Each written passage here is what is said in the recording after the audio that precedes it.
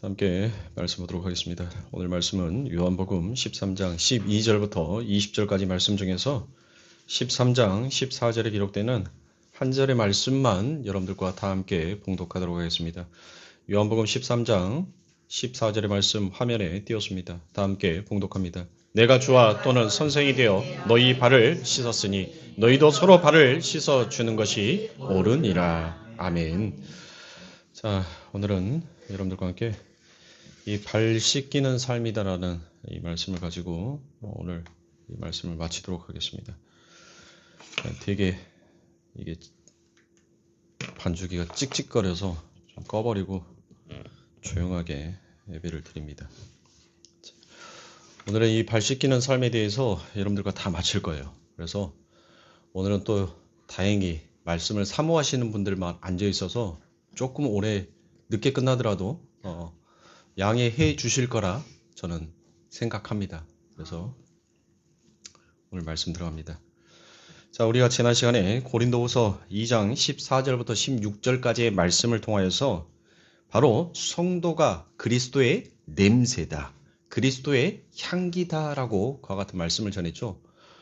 어떠셨어요, 여러분들? 아니, 여러분들이 여러분 자신들을 평가해서 그래, 나는 그리스도의 향기야, 나는 그리스도의 냄새야 라고 여러분들 그렇게 여러분들 자신을 평가하지 말고 이번 명절에 여러분들을 어떻게 평가하던가요? 내 남편이, 내 가족이, 내 자식이 정말 우리 엄마는 그리스도의 향기야, 그리스도의 냄새야 라고 과연 자타가 그렇게 나를 인정해 주냐는 것이에요.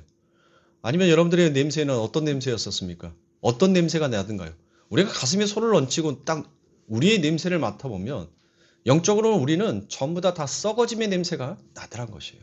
그런데 우리에게서 이제 생명의 냄새가 나게끔 바꿔주신 분이 누구다?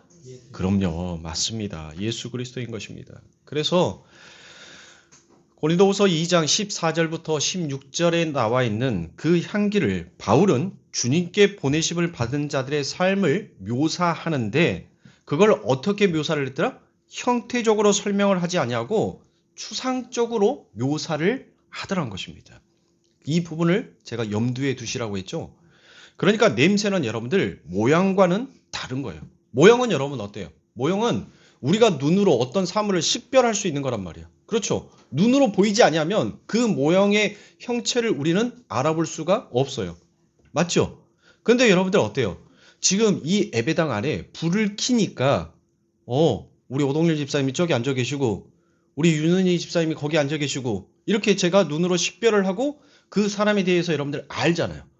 그런데 불을 딱 꺼버리는 순간, 자, 제가 열 쉴 때까지 목사님 눈 뜨지 마세요 하고 난 다음에 여러분들이 각자의 자리에 딱 앉았어. 다른 자리에 앉았어. 그럼 제가 그걸 식별할까요?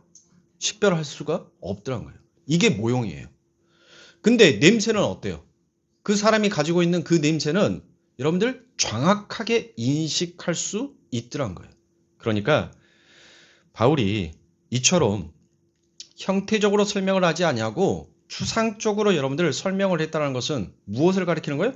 성도는 이처럼 겉모습으로, 겉모양으로, 겉으로 드러나는 모양으로 살아가는 것이 아니라 그 내면의 향기로 품어져 나오는 것이 바로 성도다라는 것을 바울은 이야기하고 있는 것입니다. 그래서 이 고린도전서의 말씀대로 분명 성도의 삶을 통해서 사망에 속해 있는 자들이 사망에 이르게 되고 생명에 속하여진 자들은 생명에 이르게 되더란 것이에요.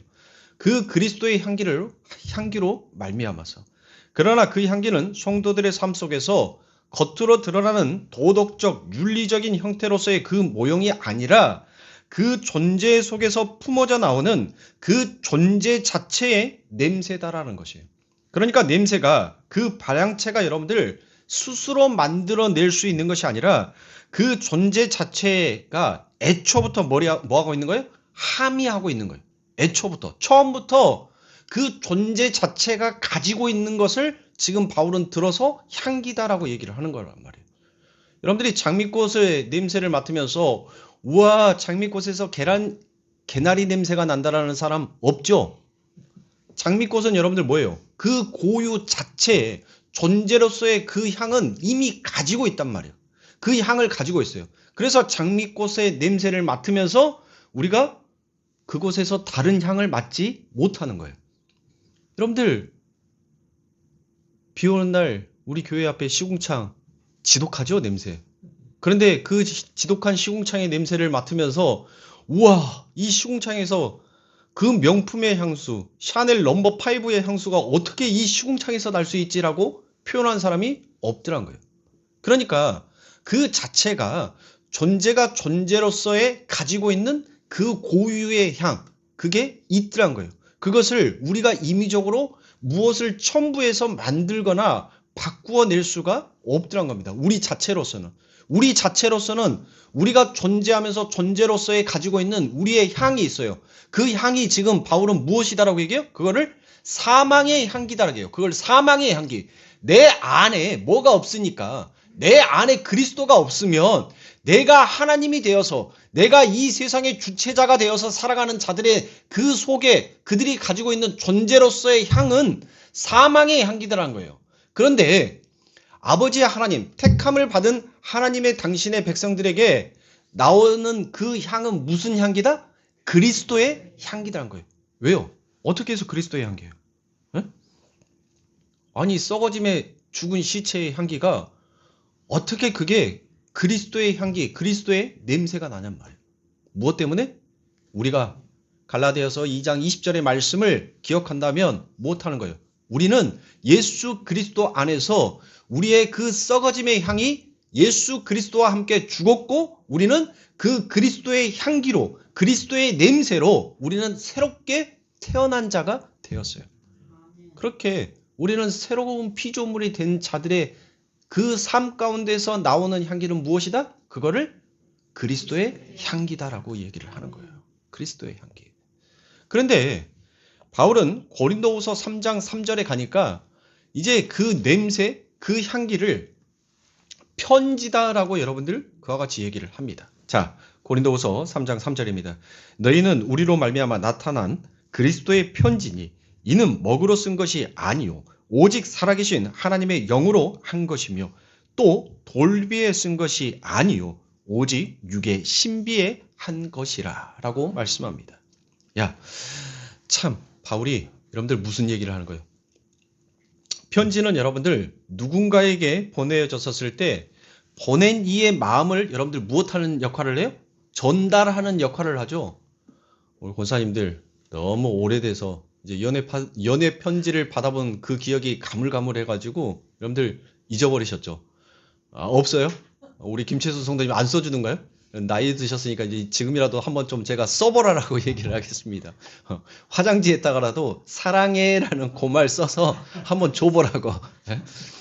편지는 바로 그거거든요. 내가 내 이 마음을 상대에게 전달해주는 역할이 여러분들 편지예요. 그런데 한번 보세요. 편지는 내가 누군가를 사랑해.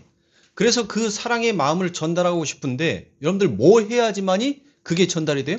편지는 스스로 내가 막 생각만 하면 여러분들 막 펜이 자동으로 움직여서 막 내 마음을 글로 써주나요? 아니죠.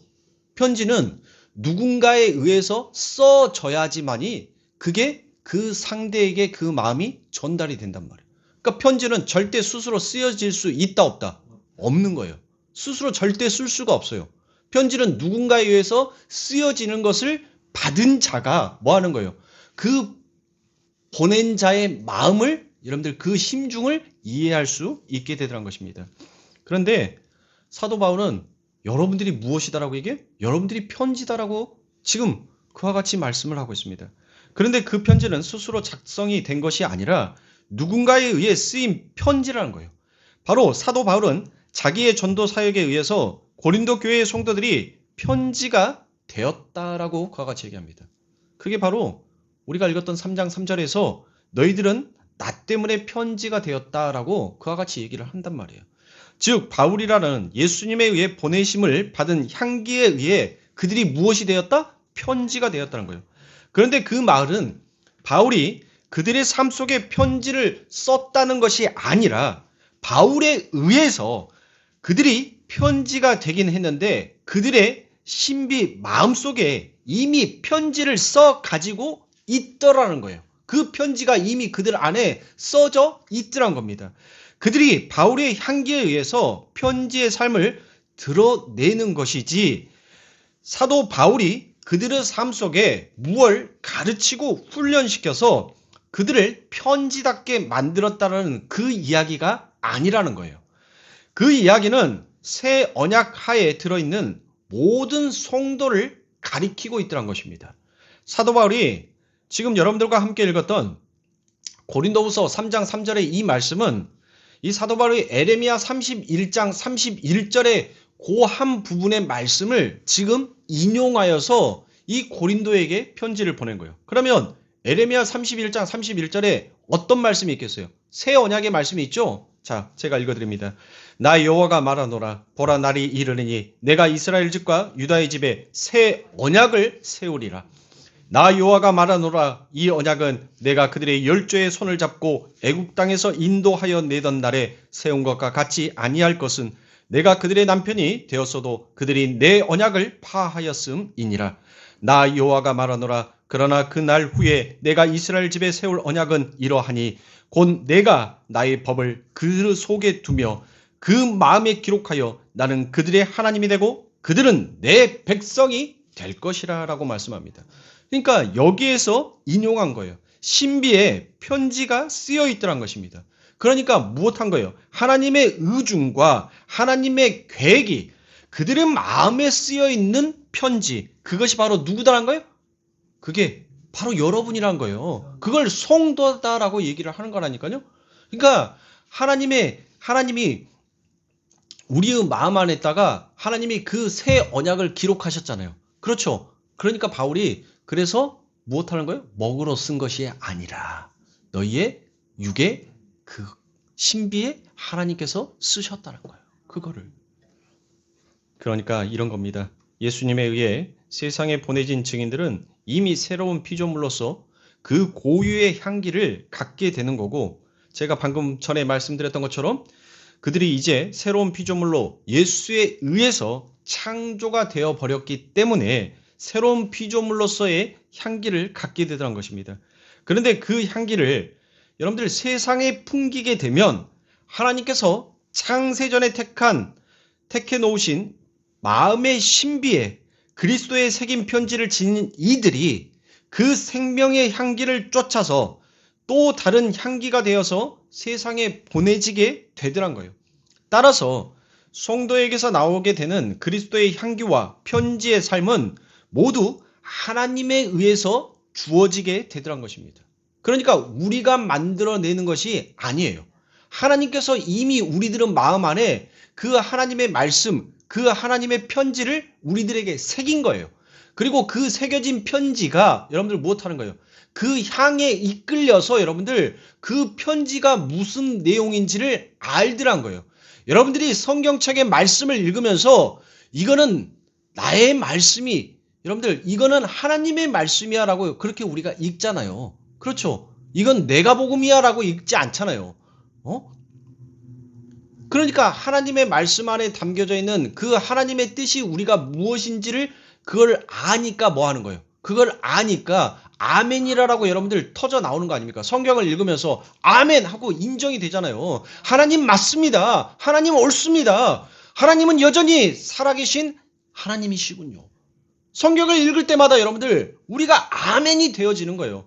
그렇게 아멘이 되어지기 위해서는 하나님께서 무엇 하셨다는 거예요? 이미 내 마음판 안에 뭐 했다는 거예요? 그 하나님의 말씀을 새겼다는 거예요. 새겨진 그 말씀이 읽어지니까 내 삶 가운데서 그 하나님을 하나님으로 인정하는 그 아멘의 복종의 말이 터져 나오게 되더란 거예요. 그 아멘을 외치는 그 성도들의 삶이 바로 그리스도의 향기요, 편지요, 냄새다라는 것을 바울이 이야기하고 있습니다.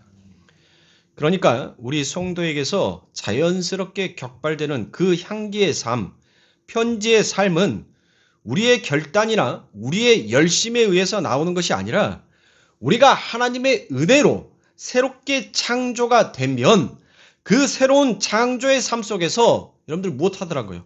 필연적으로 일어나게 되는 어떤 특별한 현상과 모양을 이야기하더란 것입니다. 그 말을 오늘 우리가 읽었던 이 요한복음 13장 12절부터 20절까지 말씀 중에서 14절의 말씀으로 바꾸면 뭐예요? 그게 바로 주님께서 제자들에게 부탁을 하신 발 씻기는 삶은 우리가 열심을 부려 내놓을 수 있는 것이 아니다라는 거예요. 무언가가 전제되어 있지 아니하면 절대로 우리의 힘으로 내어놓을 수 없더라라는 것을 그게 14절의 말씀이 우리들에게 던지고 있는 겁니다. 그게 바로 향기의 삶이며 그게 바로 편지의 삶이란 거예요. 그러니까 엄밀히 말해서 주님께서 명령하신 발 씻김의 삶은 내가 반드시 너희를 그렇게 만들고야 말겠다라는 하나님의 의지의 표명인 것이지 우리의 삶 가운데서 그거를 요구하는 명령이 아니었다는 것이에요. 그러니까 여러분들이 이 발 씻기는 자의 삶을 통해서 여러분들 뭘 배워야 되겠냐고요. 무엇을 깨달아야 돼요? 무엇을 알아야 되겠습니까? 정말 이 발 씻김의 요구가 내 삶 가운데에서 어떻게 나타나야 하는지를 여러분들 그거를 우리가 묵상을 해야죠. 우리의 행위가 아니라 우리가 은혜로 간다면 자꾸 행위를 강조하니까 여러분들 내 행위가 강조가 되니까 그 하나님의 은혜가 여러분들 묻혀져 버리는 시대가 와버렸어요. 입으로는 열심히 은혜를 얘기를 하는데 자꾸 자기의 열심, 자기의 행위를 그 하나님 앞에 내놓으려고 하더란 겁니다. 아니에요, 여러분들. 우리는 우리의 행위가 먼저가 아니라 그 하나님의 은혜가 먼저인 거예요. 그 하나님의 은혜가 무엇인지를 우리가 알면 자연스럽게 내 삶 가운데 격발되어져 나오는 것이 그게 바로 행위란 말이에요. 그게 뭐예요? 하나님의 은혜가 얼마나 감사한지 아는 자는 자연스럽게 그 십자가 앞에서 말씀 앞에서 무릎 꿇을 수밖에 없다는 거예요. 내가 목을 꼿꼿이 들고 그 말씀 앞에서 내가 이런 행위를 했는데 내가 요것도 했고 요것도 했고 요것도 했는데 하나님 나를 인정해 주세요. 그래서 내 삶 가운데 저주는 물러가고 복은 내게 오게 해 주세요라고 아니란 말이에요. 하나님 내 삶 가운데 비록 저주가 온다 할지라도 이 저주를 통해서 하나님의 은혜가 무엇인지를 내가 알면 하나님 이 저주가 내 삶 가운데선 남이 봤을 때는 저주지만 내 삶에는 이게 축복이었군요라는 것을 고백하게 되더란 거예요. 이게 바로 은혜란 말이에요. 근데 행위는 뭐예요? 내가 당신을 위해서 이만큼 해놨으니까 당신은 그 행위 위에 은혜를 부어야 한다라고 여러분들 오늘날 그렇게 가고 있지 않습니까? 그러니까 하나님을 인간이 얼마나 우습게 여기고 있냔 말이에요. 예? 여러분들 우리는 우리의 행위로 천국 가는 것이 아니에요. 천만의 말씀이에요. 만만의 콩떡이고 천만의 말씀이라니까요. 절대 우리의 행위로 천국 간다? 여러분들 그런 사람들은 절대 천국 들어갈 수 없습니다. 우리의 행위가 아니에요. 바로 예수 그리스도께서 우리를 위하여서 행하신 그 행함으로 우리는 천국을 들어가는 것이지 내 행위로 천국을 들어가는 것이 아니란 말이에요. 그런데 오늘날 이 기독교는 왜 그렇게 여러분들 자신의 행위를 강요하면서 하나님의 은혜를 그렇게 묵살시켜버리냔 말이에요. 하나님의 은혜가 먼저입니다. 그 은혜가 무엇인지 하나님의 그 은혜가 얼마나 감사한 것인지를 알면 그 말씀 앞에서 우리는 무너질 수밖에 없어요. 하나님, 오늘 또 이렇게 죄 많은 나를, 오늘 또 하나님, 저 뜨거운 지옥불에 던져줘도 마땅히 할 말 없는 나를 하나님의 그 생명으로 나를 붙들어 주시고 하나님의 그 의의 옷자락으로 나를 덮어주셔서 내가 걷는 이 길이 사망의 골짜기를 걷는다 할지라도 그 길 위에 주님의 생명이 놓여 있으니 내가 두렵지 아니하고 이 인내의 삶, 이 인생의 신앙의 여정의 길을 걸을 수 있는 것은 모든 것이 하나님의 은혜였습니다라는 것을 고백할 수 있는 거예요. 그거를. 그런데 자꾸 자기 행위가 먼저 앞서면 그 하나님이 뒷전이 된다니까요. 그게 뒷전이 돼요. 그래서 여러분들 그 행위를 쫓았던 그들이 이 세상에 빛으로 오신 그 하늘의 왕이요 자기들 입으로 하나님이라고 모셨던 그들을 그 예수 그리스도를 십자가 앞에 처참하게 여러분들 못 박아 죽였지 않습니까? 그때 오늘날 그걸 또다시 번복하고 있더란 거예요. 하나님의 말씀을 아는 자가 하나님을 안다라고 아는 자들이 여전히 그 하나님을 십자가에 못 박여 죽이지 못해서 안달이 나 있는 오늘날의 우리들의 신앙이라는 것입니다. 그런데도 하나님은 그럼에도 불구하고 무엇하더란가요? 내 백성 내가 반드시 만들 거야. 그 하나님의 의지에 보며 우리를 향한 그 하나님의 사랑의 메시지가 오늘 또 내 심령 가운데 여러분들 던져지게 되더란 것입니다. 그렇다면 하나님에 의해 우리에게서 나타나게 되는 발 씻김의 삶이 우리 성도들의 삶 속에서 어떤 모양으로 나타나게 되는지를 여러분들 한번 보잔 말이에요. 자, 첫 번째로 여러분들 우리들이 무엇을 추측할 수 있겠어요? 이 발 씻기는 자의 삶을 우리도 이 삶의 현장에서 살자라고 했었을 때 우리들이 뭘 먼저 추측한 줄 아세요? 인간이? 하나님의 은혜 앞에 넙죽 엎드려야 되겠구나가 아니에요. 머릿속에서 먼저 생각하는 것이 주의 명령이 이렇게 떨어졌으니까 그래 나도 이제 이 주님을 본받아서 자기의 것을 손해보면서 다른 이들을 섬기는 모습으로 나타나야 되겠구나라고 여러분들 그렇게 가버리더란 거예요. 은혜가 아니라 나의 행위를 먼저 여러분들 생각하더란 것입니다. 그렇다면 여러분들의 삶 가운데서 자기의 것을 손해보면서 다른 이들을 섬기는 모습으로 여러분들 나타나는 것이 정말 발 씻김의 삶이겠습니까? 그러면 도저히 용서할 수 없는 자를 이를 악물고 용서해 버리는 그런 모습으로 여러분들 우리들의 삶 가운데 발 씻김의 삶이 나타날까요? 아니면 1년에 수차례씩 저 오지의 단기 선교를 가는 모습으로 내 삶 가운데 발 씻김의 그 향기가 그 그리스도의 냄새가 과연 나타나겠습니까? 여러분들 물론 그런 모습으로 나타날 수 있습니다. 그러나 그런 모습은 발 씻김의 삶 속에서 나타날 수도 있고 아니 나타날 수도 있더란 것이에요. 지금 여러분들이 막연히 발 씻기는 삶, 그리스도의 향기로서의 삶, 편지로서의 삶은 이런 것이다라는 추측한 그 내용이 진짜로 여러분들의 삶 속에서 진심으로 우러나오는 삶으로 과연 나타나고 있느냐라는 것이에요. 내가 내 형제를 위해서 다른 사람을 위해서 내가 손해보는 것을 여러분들 진심으로 그 그리스도의 사랑을 가지고 이 마음이 우러나와서 그 삶을 살고 있느냐는 거예요. 정말 내가 죽을 만큼 용서할 수 없는 그를 정말 내 심정이 그래 내가 하나님으로부터 도저히 용서받을 수 없는 잔데 그 하나님의 사랑이 나를 용서해 주셨으니까 나도 그 형제를 내가 도저히 용서할 수 없는 그를 하나님의 사랑으로 내가 진실되게 용서해야지라는 그 마음이 진실되게 내 안에서 나오냐는 거예요. 근데 여러분들 어떠세요? 어떠시냔 말이에요. 아주 가끔 거의 사하라 사막에서 바늘 찾기 그 정도 가끔 내 삶 가운데서 나타나지 그게 내 삶 가운데서 날마다 드러나질 않는다는 거예요. 그렇죠? 그러면 여러분들은 지금 예수님의 말씀을 쫓는 사람들이 여러분들 아닌 거 아니겠습니까? 여러분과 저는 지금 예수님의 말씀을 쫓는 사람이 아니잖아요. 만일 그 삶이 정말 예수님께서 말씀하신 그와 같은 삶이라면 우리는 예수님의 말씀을 전혀 순종하지 못하는 자의 삶을 살고 있는 자와 같다는 것이에요. 그렇죠? 주님은 지금 그러한 도덕적이고 윤리적인 삶을 착한 삶을 내어놓으라고 이야기하시는 것이 전혀 아니더란 것입니다. 그게 발 씻기는 삶이 아니다라는 것을 예수님께서 말씀하셔요.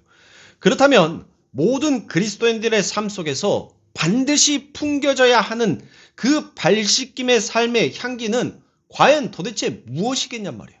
자, 빌립보서 2장 6절부터 8절의 말씀은 우리 성도님들이 거의 다 외우시는 말씀일 겁니다. 아마 제가 한 절만 읽어드려도 아마 여러분들 성경책 피지 않아도 줄줄줄 나올 겁니다. 빌립보서 2장 6절부터 8절입니다. 그는 근본 하나님의 본체시나 하나님과 동등됨을 취할 것으로 여기지 아니하시고 오히려 자기를 비워 종의 형체를 가져 사람들과 같이 되었고 사람의 모양으로 나타나셨음에 자기를 낮추시고 죽기까지 복종하셨으니 곧 십자가에 죽으심이라라고 말씀합니다. 그렇죠? 이게 바로 지금 우리가 지난번에 공부한 예수님의 발 씻기는 삶의 모형이더란 거예요. 하나님이셨는데 그분이 이 땅에 무엇으로 오셨어요? 종으로 내려오셨대요. 본체가 되셔서 그 본체가 되었다는 것을 여러분들에게 제가 지난 시간에 여러분들 무엇이다라고 했어요? 볼프해라고 했죠? 볼프해. 그거를 영어로 말하면 substance. 그거는 바로 본질, 핵심, 내용, 실체. 우리 영어 선생님 두 분이나 계시는데 쫄리네. 바로 그런 뜻이에요. 그래서 본체다라는 거예요.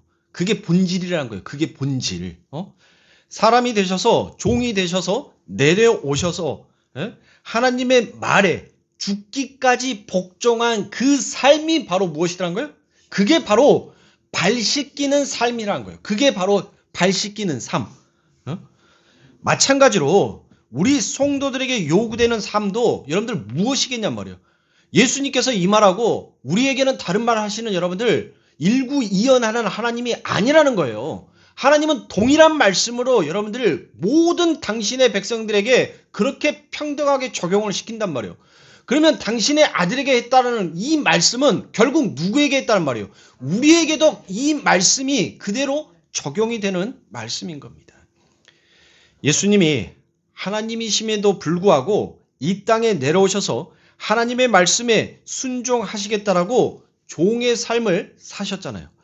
여러분이 예수님을 만나기 전까지 여러분의 하나님은 여러분들 누구였었습니까?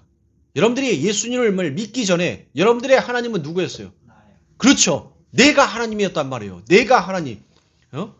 우리가 예수를 올바로 알기 전까지는 우리 자신이 바로 하나님입니다라고 그와 같이 여기면서 살아왔단 말이에요. 하나님이 나아가 태초의 창조의 목적으로 돌아가서 하나님 절대 의존적 존재인 종으로 삶으로 내려오게 되는 것을 바로 무엇이다라고 하면 그걸 발 씻기는 삶이다라고 얘기를 하는 거예요. 그러니까 내가 하나님의 그 왕자, 그 하나님의 자리에 앉으려고 했었는데 이제 그 예수님, 하나님의 말씀에 의해서 내가 이제 내 자리가 어느 자리인지를 알았어. 그러면 그 하나님의 자리를 차지하려 했던 그 나의 모습 속에서 이제 어디로? 피조물의 자리로 내려오는 거. 이게 바로 우리들의 삶에 발 씻기는 자의 삶이란 말이에요. 피조물이 뭐 하는 거예요? 그 하나님을 하나님으로 인정하는 거. 그게 바로 발 씻김이라는 거예요. 그래서 여러분들 그거를 무엇이다라고 얘기하냐면 십자가다라고 이야기해요. 그러니까 원수 같은 남편이 여러분들의 십자가가 아닙니다. 원수 같은 아내, 자식들이 여러분들의 십자가가 아닌 거예요. 여러분들 그건 다 뭐예요? 그건 여러분들에게 짐이에요. 짐. 예? 그래서 우리 예수님께서 무엇해요? 내가 그 짐 다 들어줄게. 그 무거운 짐, 수고의 짐 이제 내가 들어줄게. 가자라는 거예요. 가자. 어디로? 너를 부인하는 쪽으로. 네 원래의 자리, 그 피조물의 자리, 하나님께서 너희를 창조했던 그 창조의 자리로 너희 다시 가. 너희가 그곳에 가는데 너희 어깨에 짊어졌던 그 짐들 이제 내가 들어줄 테니까 벳세메스에 가는 그 두 암소의 어깨 위에 맺혀져 있는 그 무거운 짐 이제 너 혼자서 내가 짊어지라라고 안 하고 이제 그 한 방향을 위해서 너를 죽이고 그 죽음의 자리에서 살아나는 그 자리로 내가 이제 그 말씀이 내가 너의 하나님이 되었어. 그렇게 너를 데리고 갈게.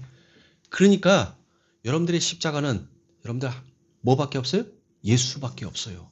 이 땅에 지신 우리의 생명을 위해서 지신 그 십자가는 여러분들 예수님이 지신 그 하나의 십자가밖에 없단 말이에요. 그러니까 여러분들의 원수 같은 남편이 십자가가 아니에요. 여러분들의 왼수 같은 아내가, 자식이 여러분들의 십자가가 아니란 말이에요. 그건 여러분들이 이 세상의 그 십자가, 나를 부인하기 위해서 사용되어진 하나의 도구에 불과하는 거예요. 그걸 통하여서 내가 죽어야 한다라는 것을 깨달으라고 하나님께서 여러분들에게 허락하신 거란 말이에요. 그러니까 그 짐은 여러분들에게 있어도 그만이고 없어도 그만인 거예요. 그래서 예수님께서 뭐 하는 거예요? 내가 그 짐, 주님에게 오면 무엇하게 주겠다? 내가 그거 가볍게 만들어 주겠다. 그러니까 또 이렇게 하면 이놈의 율법에 내가 뭘 작동해요? 주님 앞에 가면 내 모든 고민, 내 모든 어려움이 다 내려지겠구나. 여러분들 그렇게 생각한단 말이에요. 아니요. 여러분들의 놓여있는 그 상황, 그 환경, 여러분들의 처해 있는 그 모든 것들은 그대로란 말이에요. 그대로. 변한 것은 하나도 없어요. 그대로란 말이에요. 어느 날 갑자기 여러분들 인생 역전이 되는 것이 아니에요. 여러분들의 삶에 조금 더 여러분들의 환경 가운데 조금 더 변화가 없어요. 그런데 내가 그 상황을 바라보는 눈이, 그 환경을 바라보는 내 마음이 바뀌더란 거예요. 그게 바뀌니까 뭐 하는 거예요? 이제 내 안에 그게 더 이상 짐이 아니더란 거예요. 그런데 내가 그 십자가를 온전히 질 능력이 없기 때문에 예수가 지신 그 십자가의 공로를 의지하여 그것을 내 걸로 만들어서 내가 그 십자가의 은혜로 말미암아 그 십자가가 하나님의 철장이 되어서 나를 그렇게 뭐 하는 거예요? 그 하나님의 자리에서 내려와 하나님께 절대 순종하고 의뢰하는 종으로 만들어내는데 무엇하는 거예요? 그게 쓰이드란 것입니다. 바로 그 삶 전체를 가리켜서 무엇이라고 얘기해요? 그걸 발씻기는 삶이다라는 거예요. 그러니까 여러분들 성경에서 여러분들 무엇해요? 끝까지 이겨라라고 얘기하잖아요. 여러분들이 이 세상 가운데에서 지금 그 아버지 하나님께서 이끌어가고 있는데 내 삶은 내가 책임져 하고 나무에다가 휙 목매달아 버리면 여러분들 그걸로 끝인 거예요. 그게 바로 인생의 가장 불쌍한 거고 그게 끝이다라는 것을 하나님께서 누구를 통하여서 가룟 유다를 통하여서 여러분들 보여준 거란 말이에요. 너희의 삶 가운데 아무리 고난이 찾아오고 너희가 아무리 나를 팔아먹는 그 파렴치한 죄를 짓는다 할지라도 너희는 뭐 하는 거예요? 너희는 살아. 내가 너희들에게 허락한 그 인생의 여정의 그 길이 끝나기까지 너희는 살아. 너희는 이겨내. 그렇게 이기는 자에게 하나님께서 뭘 해주신다? 뭘 씌워준다? 그렇죠. 면류관을 씌워주죠. 근데 그 24장로들이 요한계시록에 나오는 그 24장로들이 전부 다 뭐예요? 자신의 머리에 뭘 썼어? 면류관을 썼죠. 면류관을 썼는데 뭐 하는 거예요? 그걸 전부 다 벗어다가 누구에게? 예수의 발 앞에 하나님 앞에 다 내어놓더란 거예요. 왜요? 왜? 나는 하나님 받을 만한 자격이 없습니다. 내가 여기까지 와서 이 면류관을 받은 것은 오직 하나님의 은혜였지 내 힘과 내 노력이 내 결단이 이곳까지 온 것이 아닙니다를 아는 것이 그게 바로 행위로 나오더란 거예요. 예수의 발 앞에. 그 12장로들이 자기에게 씌워졌던 그 면류관을 하나님 앞에 다 내어놓더란 거예요. 이건 내가 받을 것이 아닙니다. 이곳까지 에베네셀 여기까지 나를 인도하신 그 하나님의 은혜가 내가 도저히 받을 수 없는 도저히 올 수 없는 것 이곳까지 오게 하셨으니 이 모든 것은 하나님의 영광입니다라고 다 벗어내는 거예요. 그러니까 우리가 거기까지 가는 거예요. 우리의 인생이 우리의 신앙이 거기까지 가는 거란 말이에요. 거기까지 내가 가게끔 만들겠다는 거예요. 그런데 뭐 하라는 거예요? 버티라는 거예요. 이겨내라는 거예요. 이겨 승리해. 이기면 승리하면 내가 뭐 하겠다는 거예요. 너희 그렇게 하늘의 왕자로 내 오른편에 요한계시록 3장에 그 예수의 보좌 옆에 우리의 자리가 있다잖아요. 우리가 앉는다라잖아요. 그 자리까지 내가 반드시 너희를 이 자리에 앉힐 테니까 너희 이 험준한 세상 너희 휘퍼몬에 인내해. 인내하고 내가 끌고 가니까 너희 이기면서 따라오라는 거예요. 내가 할 테니까. 그래서 여러분은 하나님의 백성이기 때문에 반드시 그 자리로 내려가야 합니다. 그래서 그 향기가 여러분들의 삶 가운데서 안 나오면 안 되는 거예요. 여러분이 하나님의 백성으로서 하나님의 종으로서 이제 여러분이 하나님의 자리에서 내려와서 하나님께 순종하게 되는 자기 부인의 그 삶을 사는 과정이 여러분들의 삶 가운데 반드시 나타나게끔 되어 있더란 것입니다. 그래서 그걸 성경이 향기다라고도 하고 편지라고도 하고 그걸 전체로 아우르는 말을 바로 요한복음에서 발을 씻기는 삶이다라고도 이야기를 하는 것입니다. 그런데 그 삶을 보고 세상이 야, 어떻게 저런 삶을 살면서 예수를 믿는다라고 할 수 있어? 예수 믿는 결과가 고작 그것밖에 없느냐? 그래서 나는 너의 삶 가운데 드러나는 것이 그것밖에 아니기 때문에 나는 예수를 안 믿겠다라고 하는 자들은 여러분들 뭐 하는 거예요? 그에게는 사망의 향기가 나타난 것입니다. 그런데 어떻게 저런 삶을 살면서 나는 저 삶이 내 삶 속에서 나타나게 되면 나는 금방 그 다음날에 목매달아 이 세상을 끝내버릴 건데 저에게 있는 믿음은 도대체 뭐길래 저는 저 상황 속에서 저렇게 버티며 살 수 있을까? 나도 그 믿음을 갖고 싶다라고 여러분들 돌아오는 게 그게 바로 생명의 향기다라는 것입니다. 그러니까 우리의 살아가는 삶, 여러분들 어때요? 우리가 살아가는 삶이 남들한테는 여러분들 어떻게 예수 믿는 사람이 저렇게 승승장구도 아니라 날마다 부서지고 날마다 깨지는 삶을 살 수 있냐? 저 사람이 믿는 예수라면 나는 도대체 예수를 믿을 수가 없다라고 하는 사람이 있는가 반면에 여러분들의 삶을 보면서 야, 저 사람이 믿는 예수 나도 한번 만나보고 싶다라고 하는 자들이 있더란 거예요. 그들이 있어. 그런데 똑같은 모습이 향기로 주어지는데 어떤 이는 나는 그래서 안 가라고 이야기를 하는 자들이 있는가 하면 어떤 이는 그럼에도 불구하고 너를 그렇게 꼭 붙들고 있는 그 믿음이 도대체 뭐냐? 그 정체가 도대체 뭐냐 하고 생명으로 쫓아오게 되는 자들이 있더란 겁니다. 그걸 향기다라고 그와 같이 얘기를 해요. 여러분이 도덕적으로 윤리적으로 아무리 겉만 번드르하게 행하여도 그런 모습 보고 여러분들 사람들이 예수를 전혀 안 믿습니다. 왜요? 세상에는 그것보다 더 착하게 사는 불교인들이 더 많더란 거예요. 그것보다 더 위대하게 사는 힌두교인들이 더 많더란 겁니다. 그것보다 더 선하게 사는 이슬람교인들이 더 많더란 거예요. 여러분들 그건 발 씻김의 삶이 결코 아닙니다. 여러분이 발을 씻기는 삶을 살게 될 때 열매로 맺혀줄 수 있는 것이지만 그 자체가 발 씻기는 삶이다라고 말할 수 없는 것입니다.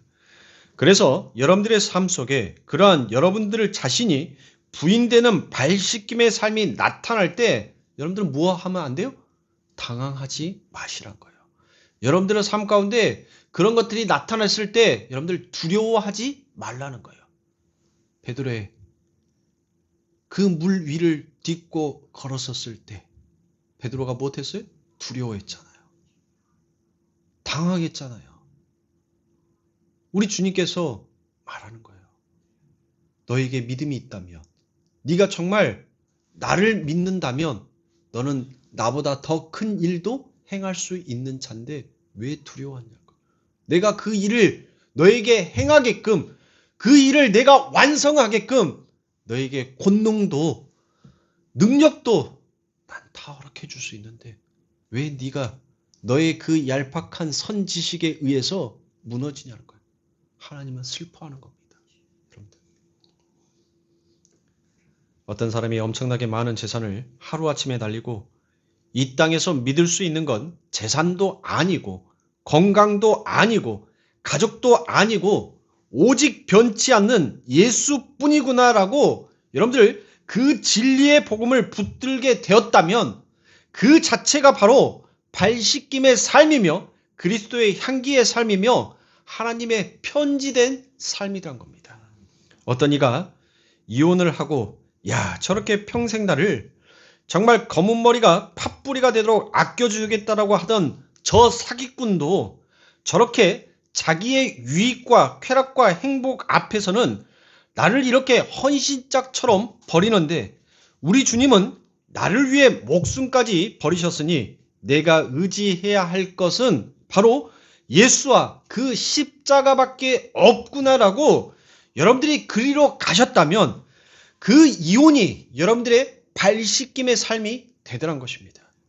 그러한 것을 보고 어떤 이가 저는 저 상황 속에서 하나님을 저주하고 하나님을 욕하고 목매달아 죽어야 마땅한데 어떻게 저 삶 속에서 예수에게로 가는가라고 누군가가 보았다면 그리고 그가 믿는 예수님께 관심을 갖게 되었다면 그 삶 자체가 향기의 삶이 되더란 것입니다.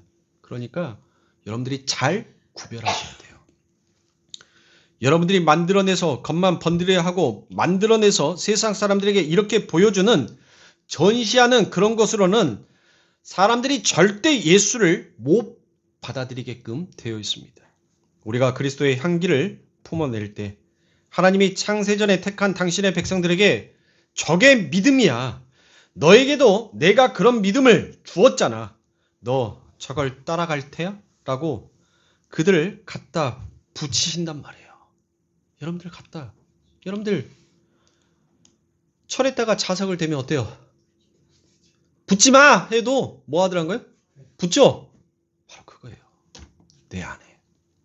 내 안에 정말 그리스도의 향기가 정말 그 그리스도의 편지가 그리스도의 냄새가 나 있다면 여러분들 무엇 하더란 거예요? 그 향기를 맡고 그 냄새를 맡고 내 육의 신비에 써져 놓은 그 하나님의 새 언약의 말씀이 있다면 그것을 받은 자는 반드시 뭐예요? 내게 달라붙게끔 되어 있더란 거예요. 그러기 위해서는 내 삶 가운데 무엇이 필요하더라? 내가 부인되는 삶이 필요하더란 거예요. 내가 부인되는 삶.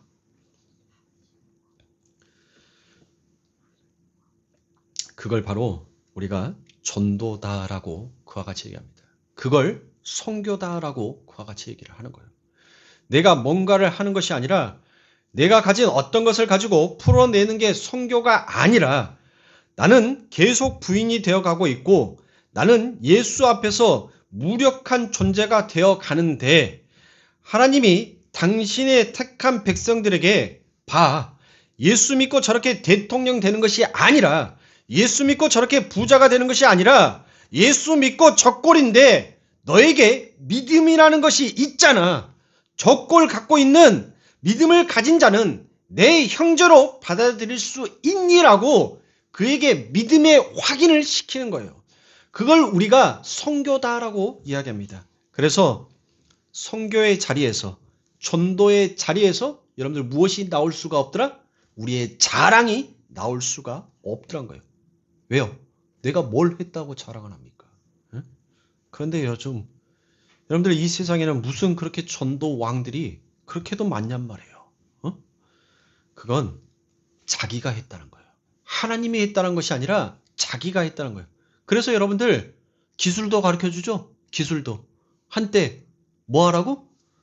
젓가락으로 푹 쑤셔보라고. 그러면 뭐가 된다고. 예? 예. 다 알아. 이제 쑤시라고 하면 푹 젓가락으로 쑤셔보라고 하면 뭔 말인지 다 알고. 한때는 여러분들 그 기술을 가르쳤다니까요. 그건 뭐예요? 그거는 여러분들 내가 한 거란 말이에요. 내가. 진짜 선교는 진짜 전도는 여러분들 그렇게 되어지는 것이 아닙니다. 성경이 말하는 전도는 향기와 편지와 발씻음의 삶에 의해 비롯되는 전도와 선교는 내가 하나님 앞에서 부인이 되어져 가는 과정 속에서 하나님이 하신 거란 말이에요. 그래서 성경은 전도를 무엇이다라고 표현을 해요? 미련한 것이다라고 얘기를 하잖아요. 미련한 거. 맞죠? 아니 내가 누군가에게 학문으로 정리를 해서 여러분들 가르쳐 줄 수 있는 거라면 여러분들 왜 그게 미련한 겁니까? 그게 현명한 거지. 생명은 이거야. 복음은 이거야. 구원은 이거야. 여러분들 그걸 정말 명확하게 우리가 정의를 해서 한 번도 예수를 알지 못했던 정말 예수의 예자도 모르는 사람에게 그걸 딱 가르쳐 줄 수 있다면 그리고 그 가르침을 통해서 한 번에 아 이거였어 라고 그들이 습득할 수 있다면 여러분들 무엇하는 거예요? 그건 현명한 거라니까요. 그건 현명한 거예요. 응? 그런데 성경은 전도를 미련한 것이다라고 그와 같이 표현을 했어요. 왜 그럽니까? 도대체 이 방법으로는 안 될 것 같은데 무엇하더란가요? 거기에서 하나님이 일하시니까 안됨이 됨으로 가버리더란 거예요. 그게 여러분들 그게 전도예요. 그게 전도. 이 세상의 그 어떤 프로그램으로도 이 세상의 어떤 시스템으로도 이 세상의 그 지식으로 그들에게 열심히 기술을 가르쳐줬는데 여러분들 이 땅에 여전히 예수를 알지 못하는 자들이 여전히 존재하고 있더란 겁니다. 여전히. 왜 그러는 거예요? 시스템이 그렇게 훌륭하게요. 여러분들 우리 교회만 이러지 대형 교회 한 번씩 가보세요. 여러분들. 그 분위기로만도 여러분들 우리가 압도된다니까요. 그 분위기만으로도 여러분들 그냥 준육이 딱 들어요. 준육이 든데 거기에서 그냥 스피커 쭉 하나 한 줄에 막 10억짜리 스피커에서 음향이 뻥뻥뻥 터져 나오지 앞에서 젊은 사람들이 그냥 손 벌리고 일렉기타로 그냥 꽝꽝 하면서 여러분들 찬양을 하지. 그러니 여러분들 그 분위기에 압도돼 버리니까 뭐 하는 거예요? 자연스럽게 손이 올라가고 찬양하고 흔들어지고 그한다니까요. 아니 그 엄청난 시스템, 그 엄청난 좋은 장비를 가지고 왜 이 대한민국에 예수 믿는 사람이 20%밖에 안 되냔 말이에요. 그러면 나머지 80%는 도대체 어디가 있냔 말이에요. 어디가 있냐고요. 그게 아니란 거예요. 그게 아니더란 거예요. 내가 나를 주장하지 않고 내 주인의 종의 자리에서 그 주인이 시키는 것을 수긍하고 수용하며 겸허히 인정하는 것. 그것이 바로 예수의 발을 씻기는 삶이며 우리 성도의 발을 씻김의 삶이어야 된다는 것입니다. 그리고 거기에서 그리스도의 향기가 전해지는 거예요. 어디로부터? 세상으로. 그러니까 예수님께서 성도에게 명령하신 발 씻김의 삶을 한마디로 딱 정의하면 뭐예요? 그게 자기 부인. 그래요. 자기 부인. 그게 바로 자기 부인이라는 거예요. 내가 내 자신을 내려놓고 하나님 나의 힘으로는 도저히 할 수 없습니다. 나의 능력으로는 하나님 할 수 없습니다. 그래서 하나님 앞에 고백합니다. 하나님 이제 나의 힘으로 나의 능력으로 나의 열심으로 될 수 없는 이 길 앞에 하나님 내가 넙죽 그 십자가 앞에 엎드려 하나님이 하나님 되심의 그 길을 내 엎드림으로 하나님의 그 길을 열어주세요라고 우리가 그 십자가 앞에 정말 땅과 내가 하나가 되어서 넙죽 엎드려져 섰을 때 그때 하나님께서 나를 그 구원의 길 삼아서 하나님이 걸어가 버리시더라고요. 하나님이 일하여 버리시더라고요. 그러니까 여러분들 거기에 역사가 일어나는 거예요. 내가 부인되어지지 아니하고 내가 여전히 내가 시퍼런 날이 되어서 살아있는데 그 하나님이 어디에 와서 일을 하실 수가 있겠냔 말이에요. 내 날이 상하여지고 그 상하여진 그 날이 내가 누군가를 해하지 못하는 누군가에게 상처를 입히지 아니하는 그 날이 되었었을 때 그때 하나님은 진짜 하나님의 날성검으로 일하시는 거예요. 근데 우리는 우리의 날을 세우고 있잖아요. 우리의 열심으로 우리의 노력으로 열심히 평생을 그 숫돌질하면서 갈아왔던 그 실퍼런 날 그 날을 가지고 우리가 서 있으니 그 날로 하나님의 말씀을 쪼개고 그 예수를 쪼개는데 여러분들 사용하고 있는 그 날을 하나님은 무엇하는 거예요? 그 하나님의 말씀으로 그 날을 어느 누구에게 대도 상하지 아니하는 날로 그 날들을 구부리시는 거예요. 그것들을. 그러기 위해서는 내가 뭐 해야 돼요? 부인되어야 돼요. 그러기 위해서는 내가 이 세상 가운데 깨져야 되는 겁니다.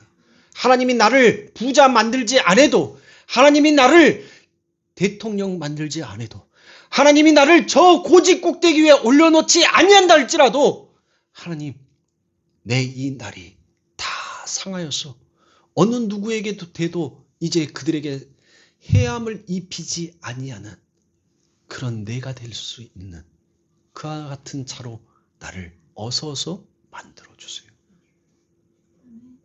우리는 그렇게 가는 거예요. 우리의 신앙이. 뭐 대단한 업적 남기는 게 아니란 말이에요. 그렇게 내가 부인되어지고 그렇게 내가 죽어져 갔었을 때 그 모습을 나의 후대가 보고 무엇하는 거예요? 그 믿음의 그 길을 걸어오는데 그들의 발이 뭐하더라? 상치 아니하더란 거예요. 우리가 믿음 안에서 구부러졌었을 때 내 후손들이 우리의 그 믿음의 길을 다시 걸어올 때 그들이 피 흘리지 아니하는 발로서 그들이 걷게 되더란 것입니다. 그러니까 어디 딴 데 가서 자꾸 누구의 발 닦으려고 하지 마시고 집안에서 먼저 발을 씻기는 자의 삶을 사십시오. 여러분들의 생업의 현장에서 먼저 발을 씻기는 자의 삶을 사시길 바랍니다. 내가 나 위에 다른 이들, 그들의 주인이 되려고 하지 마시고 내가 하나님의 뜻을 쫓아 종으로 사는 자로서의 삶을 여러분들 거기에서 한번 살아보시란 말이에요. 그게 바로 하나님께서 우리들에게 요구하시는 발 씻기는 삶입니다. 그렇지 아니하고 아무리 여러분들이 연극하고 쇼를 하고 눈물을 흘리면서 발 껍데기가 벗겨질 때까지 아무리 닦아낸다 할지라도 그 시간만 잠깐 지나버리면 여러분들의 그 마음 안에서는 감동이 금방 사라지고 없을 것입니다. 저도 신앙생활을 통하여서 발을 한번 누군가에게 맡겨본 적이 있습니다.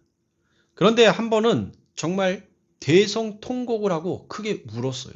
그 현장에서. 왜 그랬을까요? 너무 밀려오는 그 감동이 너무 컸었어요. 너무 감사했단 말이에요. 그런데 지금 그분이 제 마음속에 여전히 고마움의 대상으로 남아있느냐 하면 전혀 그렇지 않더란 겁니다. 지금은 얼굴조차도 기억도 못해요.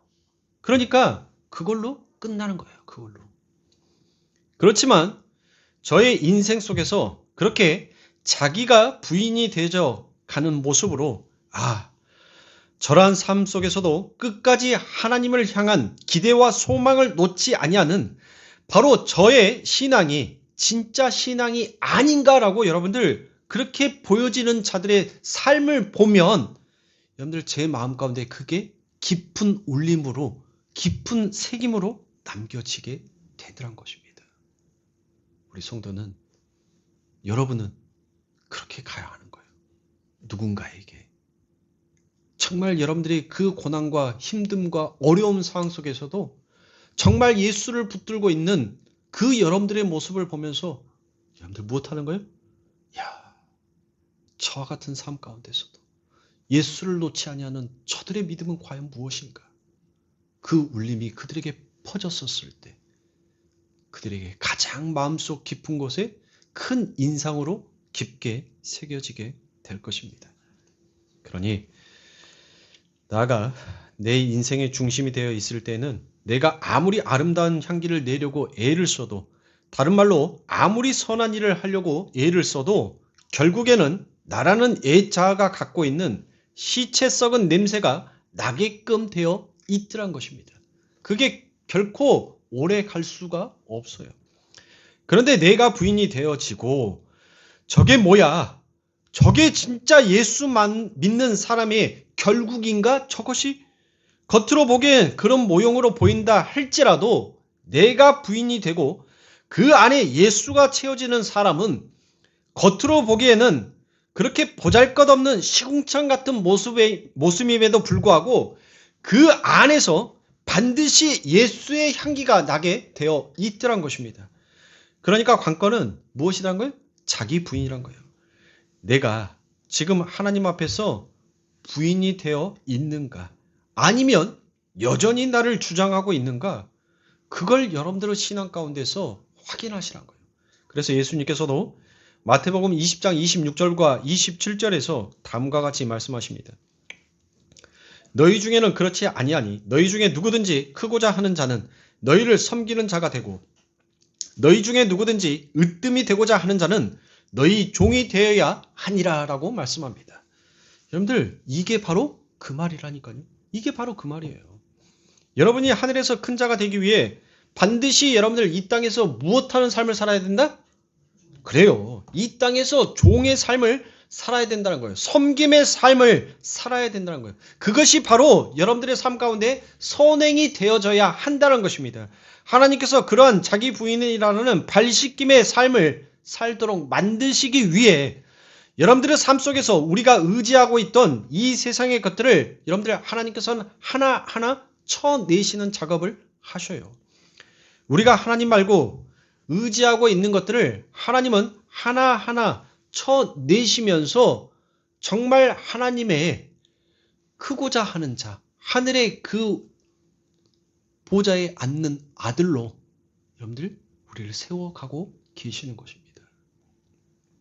그래서 때로는 우리의 자존심, 체면, 재산, 건강, 가족의 행복, 심지어 안전한 직장까지도 여러분들 하나님은 무엇하는 거예요? 그 모든 것들을 허황되고 무력화시켜버리는 경험을 반드시 성도들의 삶에 시키더란 것이에요. 그걸 시켜서 뭐하게? 여러분들이 정말 내가 의지해야 할 것은 이 땅의 한 톨의 먼지도 아니고 이 먼지를 창조하신 하나님이었구나라는 것을 반드시 여러분들의 입에서 토해낼 때까지 하나님은 여러분들이 의지하는 그 모든 것들을 하나님은 쳐내시는 거예요. 그게 누가 됐든지 간에. 하나님에게는 누구만 보여? 내 자식만 보일 거예요. 내 자식. 하나님의 자녀를 위해서는 하나님은 그게 내가 비록 사랑하는 내 남편, 내 아내, 내 자식이랄지라도 하나님은 치셔요.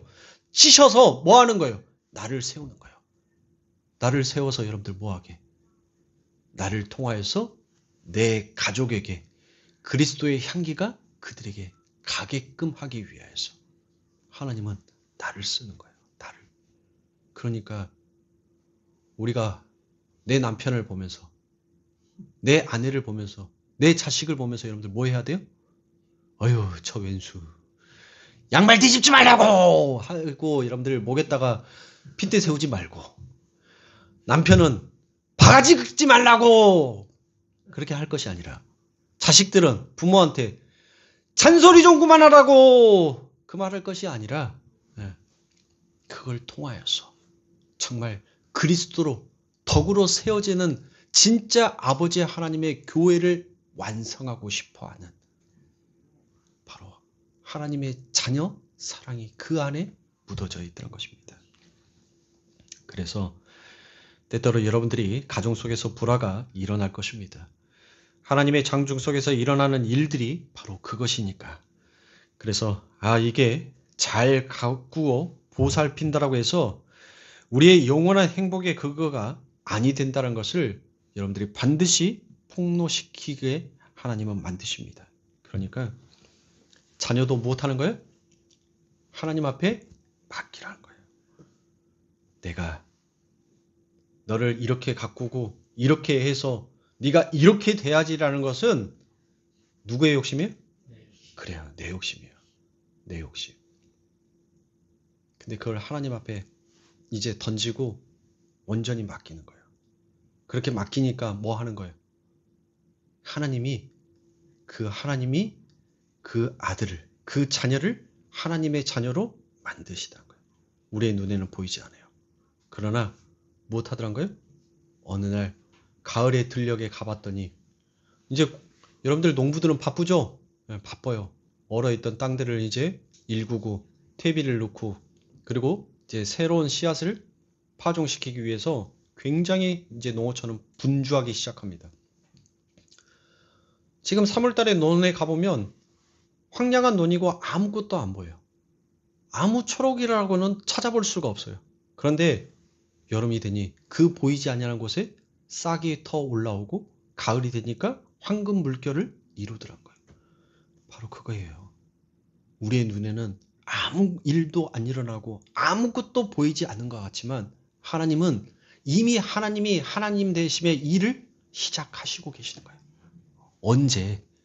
내가 하나님 앞에 온전히 맡겼었을 때, 온전히 내 모든 것들을 하나님 앞에 내려놓았었을 때, 그때 내 힘이 완전히 빠지면 여러분들 무엇하는 거예요? 하나님이 하나님 되심을 하는 거예요. 여러분들이 수영 못해도 돼요. 물에 빠졌으면 여러분들의 힘을 다 빼세요. 그래, 이왕 죽는 거 힘쓰지 말고 죽자 하고 여러분들 그 물에다가 여러분들의 몸을 쫙 맡겨보세요. 절대 빠지지 않습니다. 절대 안 빠져요. 그런데 내가 살려고 그 물 가운데서 아둥바둥 하면 할수록 그 물은 나를 점점 집어 삼키는 것 같아요. 그런데 내가 힘을 다 빼니까 오히려 그 물이 나를 토해버리더란 거예요. 요나도 내가 죽었다라고 하니까 그 죽음이 뭐 하더라? 그 요나를 토해버리잖아요.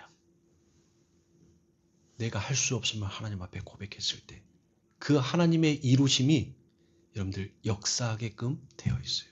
그리고 그걸 반드시 당신의 자녀들 가운데 내가 살아있는 하나님이라는 것을 하나님은 증거하시더란 겁니다. 그러니까 괜히 힘 빼지 마세요. 안 될 거 왜 여러분들의 힘을 쓰고 왜 여러분들의 심령을 더럽히냔 말이에요. 하나님의 성전을 더럽히지 마세요. 내 안에 성전 삼고 계시는 그 하나님 앞에 모든 것들을 맡기시란 말이에요. 우리 예수님께서 말씀하셨죠. 내 집은 만민이 기도하는 집이다라는 것을. 너희는 뭐 하라는 거예요? 너희의 그 마음속에 염려와 불안과 근심과 두려움을 기도하라는 거예요. 그러면 뭐 하겠다? 내가 이제 너를 성전 삼고 있으니 그 악한 것을 내가 내 일로서 명하겠다는 겁니다. 다 끝내려고 했는데 이거 다 끝내면 10시가 돼도 안 끝나게 생겼어요. 부지런히 열심히 왔는데 10장 했습니다. 네.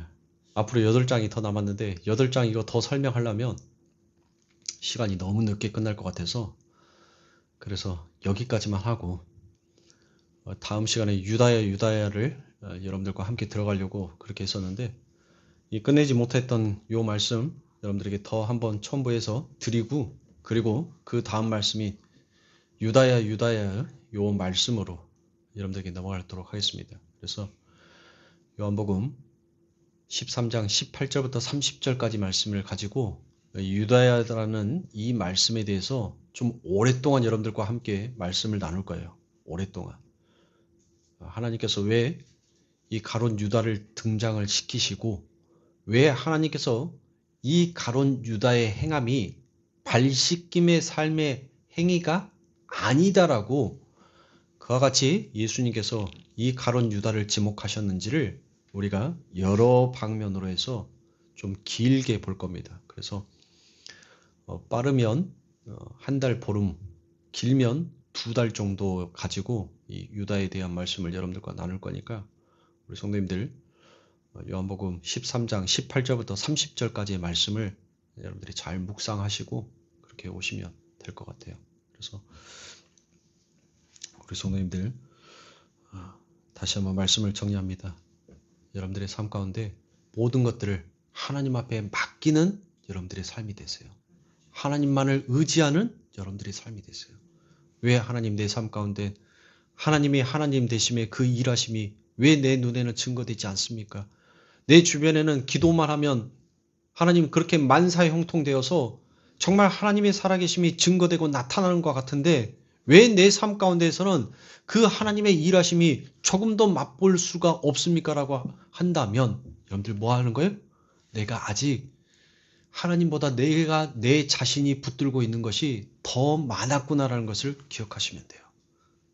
그 많은 것들을 이제 실타래 하나씩 하나님 앞에 올려보세요. 그 하나님의 제단 위에 올려놓고 하나님이 하여 주시옵소서. 이 마음을 내려놓을 수 있는 이 마음도 하나님께서 허락하여 주시옵소서라고 그렇게 있었을 때 우리 아버지 하나님께서 반드시 여러분들의 삶 가운데 나는 너희의 하나님이 되고 너희는 내 백성이 되리라라는 그 하나님의 언약의 말씀을 반드시 여러분들의 삶 가운데 선포하실 거고 증거케 하실 겁니다. 그러니 우리 사랑하는 성도님들 잘 승리하시는 우리 성도님들이 되시기를 주님의 이름으로 축원합니다. 기도하겠습니다.